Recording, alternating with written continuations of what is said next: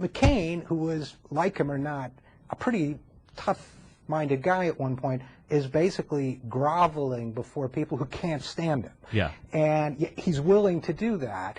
You know, there was a blogger early on in the campaign who hated John McCain so much, to the right, you know, to the right of him, that he said, when I think of John McCain, it makes my bowels clench. That's how much he hated John McCain. So you know what McCain did? He hired him. And he became McCain's official blogger. McCain is so desperate to ingratiate himself with people that have always abused him. He stood up more to the North Vietnamese. That's a great point. It's a lot. Listen, when you're running for president, you're going to try and ingratiate yourself to everyone. I mean, people don't run the way they're going to govern. I don't believe. I mean, I think that's fact. I think Hillary Clinton would have made a very different president than she was a candidate. That being said, you know, John McCain stopped being the John McCain that was so attractive the moment that George Bush won South Carolina. Right. And everything, and we're going back to the 2000 election when they were running against one another. Everything about John McCain has changed. The maverick, the stand up to Washington, the moment he started hugging his opponent after what he had done to him.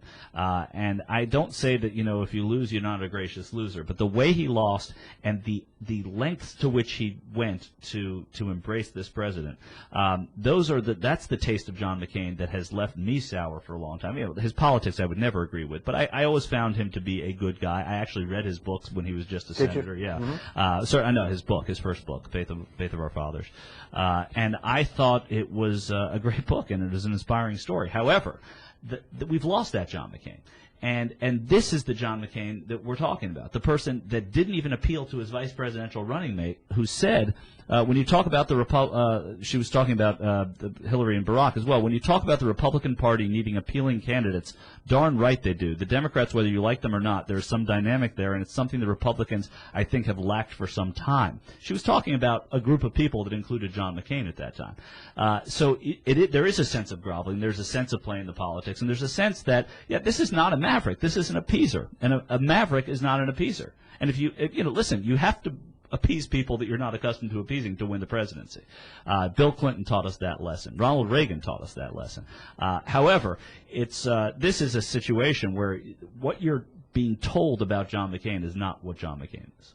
That's why I wanted to play that ad, because this guy is not a maverick. We can look up the dictionary, the definition of maverick, but I don't think you're going to find in it a guy who's willing to reverse himself on every major moral stand he's made. I mean, John McCain was a guy who had the guts to say in 2000 that Jerry Falwell and Pat Robertson were agents of intolerance. Yeah.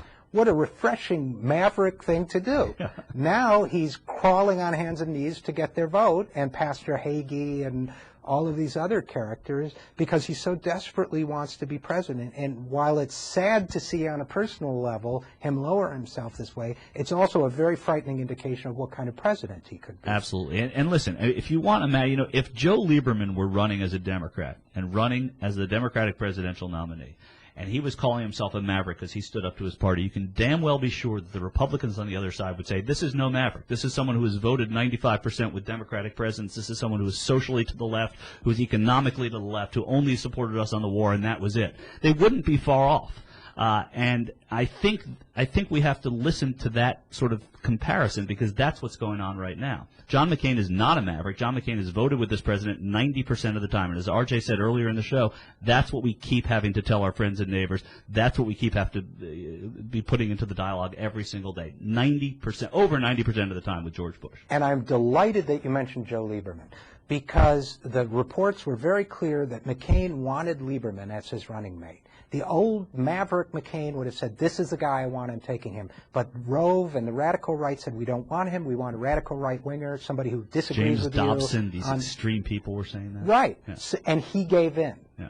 That's all you need to know about the new John McCain, is that the same crazies that have been ruining the country for the last 8 years are people that he will give in to on major decisions. Exactly. We learned that last week.